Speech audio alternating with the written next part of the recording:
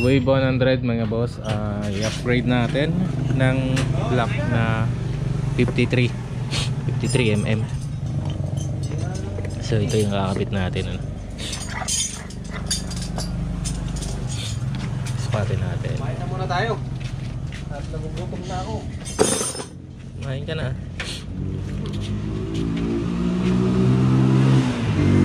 Hindi ko yung pagkain, bahala ka.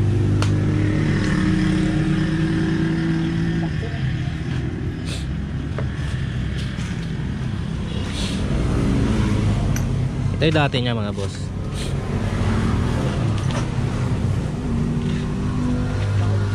$49.5 lang yung dati niya. Ito yung kakabit natin ngayon.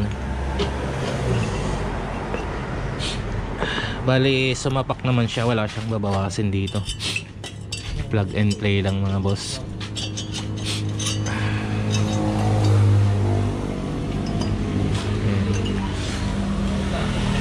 Plug and play lang siya, no.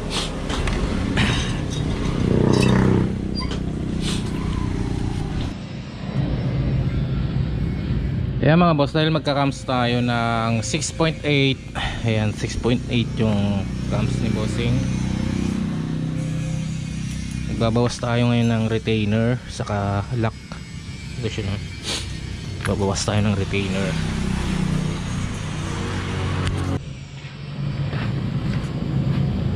So ayan mga boss, ito yung valve lock ng Wave 100, ano? Saka valve lock, saka valve retainer. Ngayon ang gagawin natin, babawasan natin yung dulo. Ito, yung dulo. Kasi tumaas ng 1 mm yung cams, no? Mahigit 1 mm. Bakit natin babawasin? Kasi ito yung valve seal, di ba? Ayan yung valve seal. Ngayon pag mataas yung cams mo, may chance na tumama yung retainer doon sa valve seal. So sisirain nyo yung valve seal. Ngayon dahil nagtaas tayo ng cams ng 1 mm mahigit, babawasan naman natin to ng 1 mm pati yung valve lock. So mga boss, babawasan na natin para lang to sa iwas aberya, no? Kasi nagpataan na tayo na in-expect na natin na tatama yung ito nga retainer dito sa may valve seal, no? So bawasan na natin. Diba? Papalapatin mo. Ha? Papalapatin mo tubig. Ay, hindi na. Hindi na. So ito na siya mga boss, yung binawasan natin, oh. Mahigit 1 mm na yan. Malaki na. Ang ganda. Ito yung bawas, ito yung stock. So bawasin din natin pati yung mga valve lock. Ayan, yung mga dulo.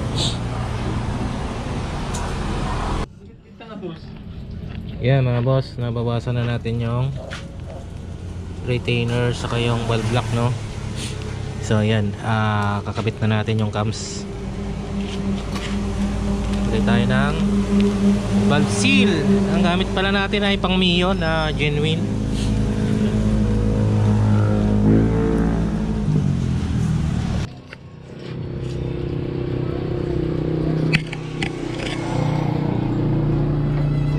Hindi makita.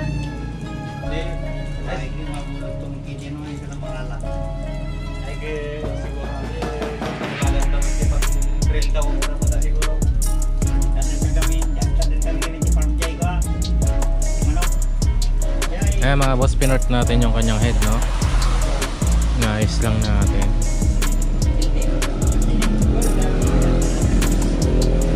Install na natin yung cams na 6.8.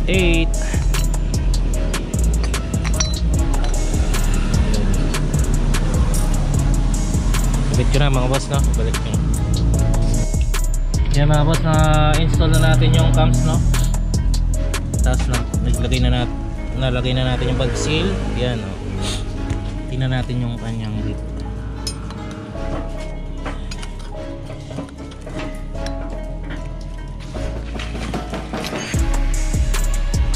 Nakawa po.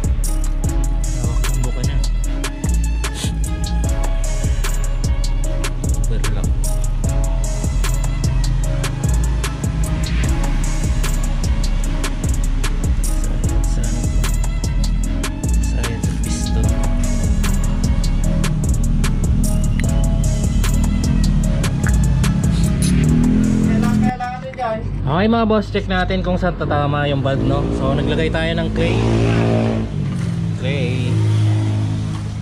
Tapos kabit natin yung head pansamantala. I-computer na.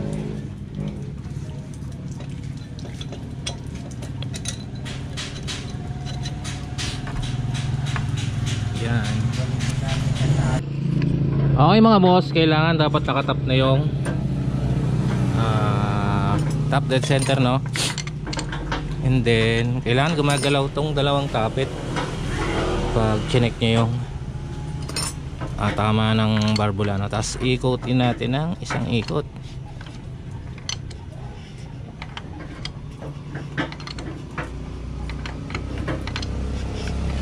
Yun, isa pa para maganda. Make sure.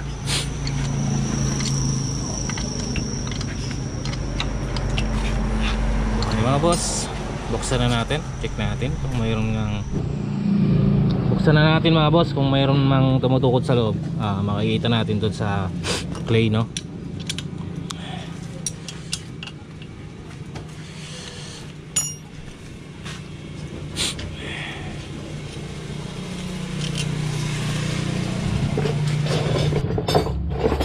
So ayun mga boss, wala naman nagbalatan, no?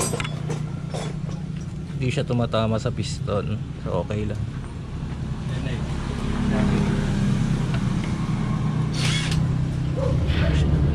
Ganun, nana po. Tama na ba? Hindi siya sumagad. Palpa.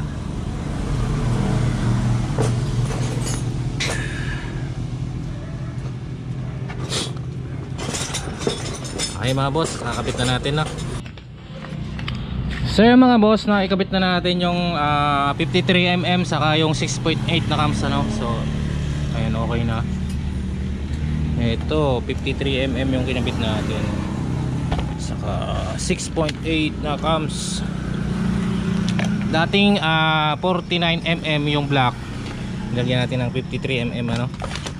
Yung cams naman niya dating 5.4, ngayon 6.8. So sound check natin mga boss, no?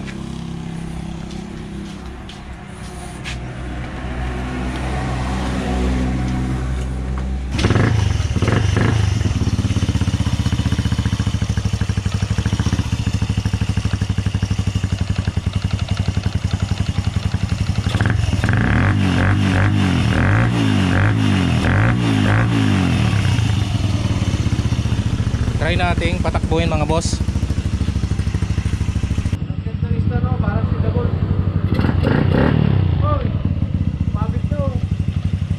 Kaya mga boss, road test natin, oh.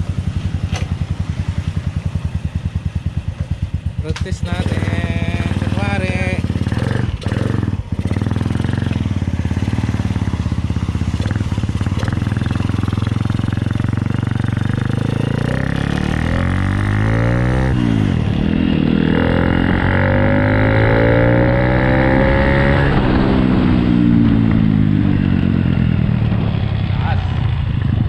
lakas mga boss, ano?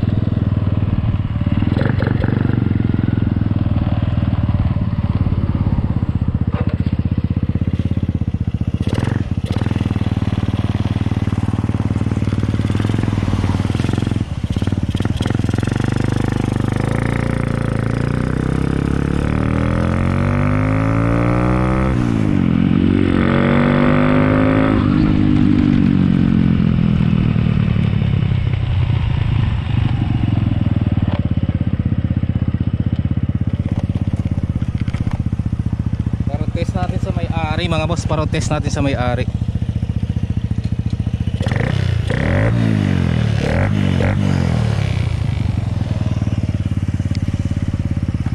Test mo.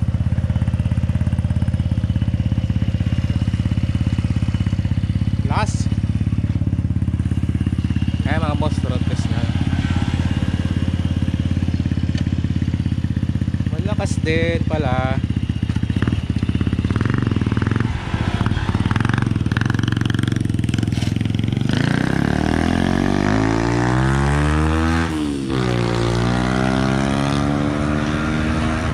malakas. Malakas, George. 53 mm. Ha?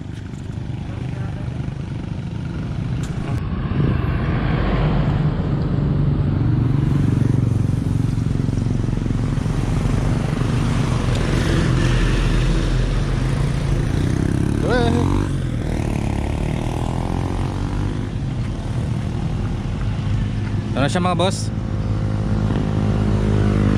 Na. Ayos. Lumakas. Ha? Lumakas. Okay mga boss, dito na nagtatapos yung ating video. Maraming salamat sa inyong pagsubaybay sa ating channel, no? Mag-subscribe na kayo mga boss, then hit nyo na rin po yung ating notification bell para lagi po kayong updated sa mga video natin i-upload. Thank you.